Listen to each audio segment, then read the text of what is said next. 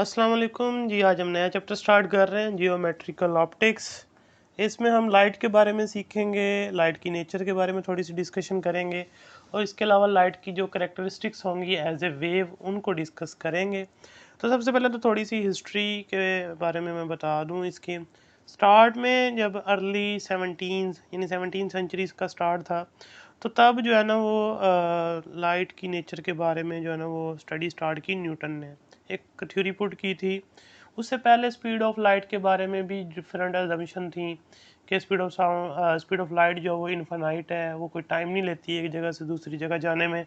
लेकिन गैलीलियो आए, उन्होंने स्पीड ऑफ लाइट को मेजर करने की कोशिश की, लेकिन वो नहीं कर पाए। लेकिन वो ये बिलीव रखते थे कि स्पीड ऑफ लाइट जो है ना वो इनफाइनाइट नहीं है बल्कि फाइनाइट ही है। तो उनकी बात वो बाद में सही साबित हुई। मिचेलसन एक साइंटिस्ट है और उन्होंने वो फिर एक एक्सपेरिमेंट के ज़रिए जो है ना स्पीड ऑफ लाइट जो है ना लैब के अंदर वो फाइंड आउट की थी, जो कि 3 × 10⁸ मीटर पर सेकेंड होती है। और फिर न्यूटन ने जो थ्योरीज के बारे में दी थी, उसकी नेचर के बारे में खासकर, वो थी कॉर्पस्कुलर थ्योरी थी उसकी। मतलब कॉर्पस्कुलर नेचर है लाइट की जी। मतलब इसका सिंपल वर्डिंग में कि लाइट की जो नेचर है वो मैटर की तरह है। जैसे मैटर, जैसे कोई टेबल चेयर हमें नज़र आता है वो मैटर है, तो वो कंटिन्यूस नज़र आता है। लेकिन अगर आप उसको माइक्रोस्कोपिक लेवल पे जाएं तो वो ज़ाहिर सी बात है वो एटम मॉलिक्यूल से बना हुआ है, छोटे छोटे यानी कि बॉल से बना हुआ है, छोटे छोटे पार्टिकल से बना हुआ है। तो इसी तरह वो कहता है लाइट जो है ना वो इन द फॉर्म ऑफ रे तो नज़र आती है, लेकिन वो भी टीनी पार्टिकल लाइक चीज़ों से बनी हुई है। टीनी पार्टिकल यानी कि उसकी नेचर रेगुलर कंटिन्यूस नहीं है रे की तरह। वो बल्कि मैटर की तरह जो है ना उसके अंदर भी क्या है, डिस्क्रिएट मैनर के अंदर जो है ना वो पार्टिकल्स हैं जो एक लाइन में मूव करते हैं, तो हमें वो एज ए वेव या as a ray of light जो है ना वो दिखाई देती है या हम उसको फील करते हैं। उसके बाद फिर कुछ अरसे बाद जो है ना थॉमस यंग एक साइंटिस्ट है, और इसके साथ एक और भी थे, हाइगन, डच साइंटिस्ट है वो। इन्होंने, हाइगन ने एक थ्योरी दी थी कि लाइट जो है ना उसकी प्रोपागेशन उन्होंने एक्सप्लेन की थी।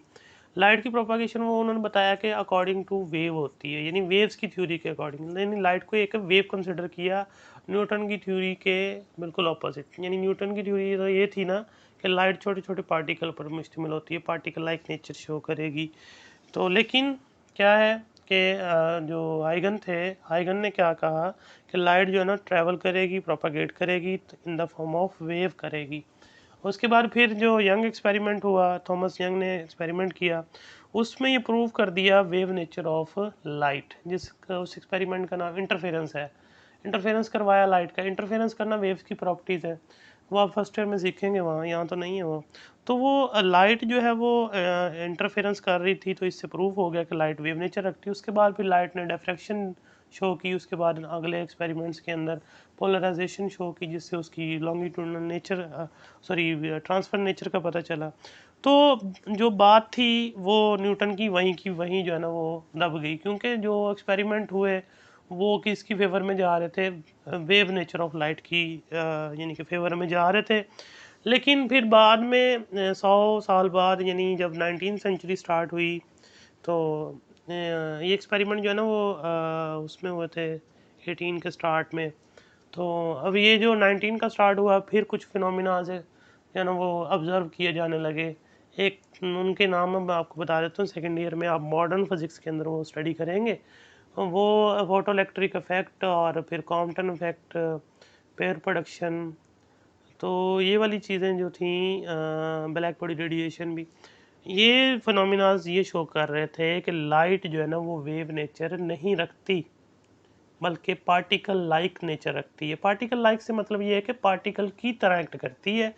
यानी कि लाइट जो है ना रे नहीं है, बल्कि वो stream of small quantum mechanical object पे जो है ना वो मुश्तमिल है।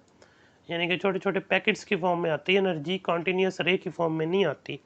ये बाद में आइंस्टाइन ने इसमें इन्वॉल्व हुए, उन्होंने फिर ये फोटो इलेक्ट्रिक इफेक्ट जो एक्सपेरिमेंट है उसको भी एक्सप्लेन किया क्वांटम बेस के ऊपर। यहाँ से एक नई चीज़ निकली, क्वांटम मैकेनिक्स कहते हैं, जो फिर अब इनके साथ डील करती है। यानी फिर देखें, जो लाइट की वेव नेचर है वो भी एक्सपेरिमेंटली वेरीफाइड हो गई, जो लाइट की पार्टिकल लाइक नेचर है वो भी एक्सपेरिमेंटली वेरीफाइड होगी।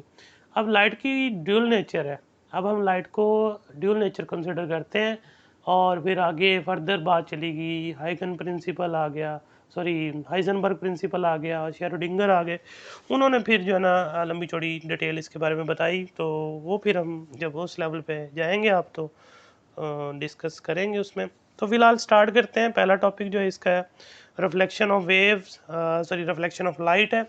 तो रिफ्लेक्शन की सिंपल सी एग्जांपल यही है कि आप अब स्क्रीन पे देख रहे हैं, आपको जो वाइट बोर्ड नज़र आ रहा है, लाइट स्क्रीन से निकल के आपकी आंख में जा रही है तो आपको वो चीज़ नज़र आ रही है। अगर आप बुक रीड कर रहे हैं सपोज करें अपने रूम में बैठ के, तो लाइट जो है ना वो लाइट सोर्स या बाहर से कह लें अगर ओपन है तो लाइट आ रही है लाइट सोर्स से और आके बुक पे जो है ना वो पड़ती है, वहाँ से रिफ्लेक्ट होती है, आपकी आई में इंटर होती है और रेटिना पे जाके इमेज बनाती है, ब्रेन उसको रीड करता है तो आपको वो चीज़ें नज़र आ रही हैं। तो अब लाइट का आना आके बुक पे पढ़ के वापस ऊपर हवा में और फिर आपकी आंख में दाखिल होना, तो ये रिफ्लेक्शन है। तो इसे हम अब स्टडी करेंगे। तो सबसे पहले तो डेफिनेशन सिंपल थी जो आपने चैप्टर नंबर 11 में रिपल टैंक में भी आपने सीखे, जो वेव की करेक्टरिस्टिक्स हैं, ये वही पहली करेक्टरिस्टिक है कि when light travel in a certain medium falls on the surface of another medium, a part of it turns back in the same medium। अब लाइट आप फर्ज करें मिरर लेके खड़े हो गए धूप में किसी को तंग करने के लिए, तो लाइट आ रही है हवा में, मिरर से आके टकराएगी।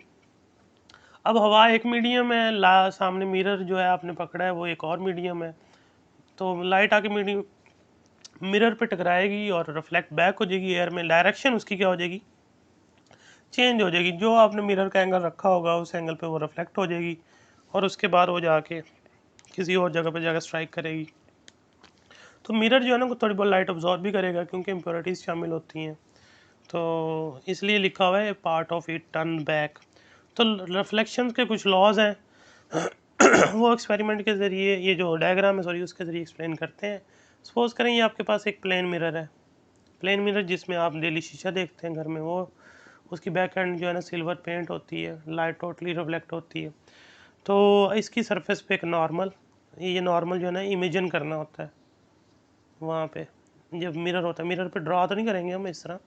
तो ये नॉर्मल इसके स्मॉल कैपिटल एन से डिनोट करते हैं। अब एक जो है ना लाइट यहाँ से आ रही है, सपोज करें ये वाली लाइट, इसे कहते हैं इंसिडेंट रे, ठीक है जी, और नाम रख लें ए और इस पॉइंट का नाम ओ रख लें, इसे कहते हैं पॉइंट ऑफ इंसिडेंट। तो पॉइंट ऑफ इंसिडेंट, फिर यहाँ से वो रिफ्लेक्ट होगी और वापस चली जाएगी हवा में और इसे हम नाम देंगे रिफ्लेक्टेड वेव, रिफ्लेक्टेड रे, और इसे हम बी का नाम दे देते हैं ओ बी। तो इधर जो इंसिडेंट रे उसने नॉर्मल के साथ जो एंगल बनाया उसे कहते हैं एंगल ऑफ इंसिडेंट, ठीक है जी, प्लेन मिरर के नॉर्मल के साथ, उसे आई से डिनोट करते हैं। और ये वाला जो रिफ्लेक्टेड रे उसने जो एंगल बनाया उसे कहते हैं एंगल ऑफ रिफ्लेक्शन, आर से डिनोट करते हैं। तो अब जो लॉज हैं वो क्या कहते हैं, जो इंसिडेंट रे है, जो रिफ्लेक्टेड रे है, जो पॉइंट ऑफ इंसिडेंट है ये वाला, ये सारे एक ही प्लेन में लाई करेंगे, ये पहला पॉइंट हो गया।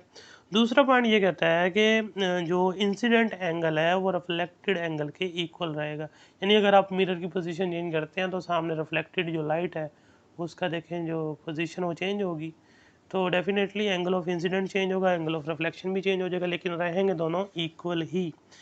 तो ये इसके लॉज हैं और ये साथ में डेफिनेशन है। अब देखते हैं रेगुलर एंड इरेगुलर रिफ्लेक्शन जो है वो क्या होती है। तो उसमें सबसे पहले तो देखें रेगुलर, देख लें क्या होता है। रेगुलर रिफ्लेक्शन में क्या होगा, एक सरफेस बिल्कुल स्मूथ प्लेन सरफेस जिस पे किसी किस्म का कोई स्क्रैच वगैरह नहीं है क्योंकि लाइट की वेवलेंथ बहुत कम होती है। अब इस पे आके लाइट फॉल करेगी, यहाँ से रिफ्लेक्ट हो जाएगी, जितनी रेज आएंगी वो इस तरह बिल्कुल स्ट्रेट स्ट्रेट जो है ना वो क्या करती रहेंगी, रिफ्लेक्ट होती रहेंगी, मतलब इस तरह से रेगुलर रिफ्लेक्शन कहते हैं इसे, ठीक है जी। ये किससे होगी, स्मूथनेस ऑफ द सरफेस पे डिपेंड करेगी, जितनी सरफेस स्मूथ होगी, सिल्वर पेंटेड हो और उसके ऊपर लाइट जो है ना एक ही डायरेक्शन पे आके फॉल करेगी और एक ही डायरेक्शन में जो है रिफ्लेक्ट होती चली जाएंगी। लेकिन जो इरेगुलर होगी, इरेगुलर जो रिफ्लेक्शन होगी वो कैसे होगी, वो देखिए सपोज करें एक सरफेस है, रफ सरफेस है बिल्कुल इस तरह की, यानी कि जो स्मूथ नहीं है, तो फिर तो ज़ाहिर सी बात है जो इंसिडेंट रे हैं वो बेशक एक डायरेक्शन से आ जाएं, लेकिन जो रिफ्लेक्टेड रेज होंगी वो एक डायरेक्शन में नहीं जाएंगी, क्योंकि यहाँ पर डिफरेंट डिपेंड करता है। ये देखें इस तरह हो जाएगा, फिर इस तरह हो जाएगा, इस तरह होगा, इस तरह हो जाएगा। तो ये ये थी इंसिडेंट रे और ये रिफ्लेक्टेड रे, देखें एक जैसी सारी। इसमें इंसिडेंट रे तो एक जैसी, लेकिन रिफ्लेक्टेड रे सारी एक डायरेक्शन में नहीं है, क्योंकि जो एक सरफेस है अगर उसका माइक्रोस्कोपिक लेवल पे देखें तो वो स्मूथ इनफ नहीं होती कि लाइट को रेगुलरली जो है ना रिफ्लेक्ट कर सके। तो डिफरेंट डायरेक्शन यानी मैनी डायरेक्शन में चली जाती है लाइट, तो उसे हम नाम देते हैं इरेगुलर रिफ्लेक्शन का। अब ये रिफ्लेक्शन की डेफिनेशन और लॉज और ये जो डायग्राम हमने एक्सप्लेन की, और साथ में ये जो टाइप्स हैं रिफ्लेक्शन की, रेगुलर और इरेगुलर, ये सारा मिला के लॉन्ग क्वेश्चन आया हुआ है पेपर में। और एज ए शॉर्ट इसकी डेफिनेशन रिफ्लेक्शन की और उसके बाद लॉज की मतलब लॉज ऑफ रिफ्लेक्शन पूछे जा सकते हैं, ये आपने याद रखना है। तो फिर इंशाल्लाह नेक्स्ट जो टॉपिक होगा वो स्फेरिकल मिरर के बारे में पढ़ेंगे। तो टिल देन टेक केयर।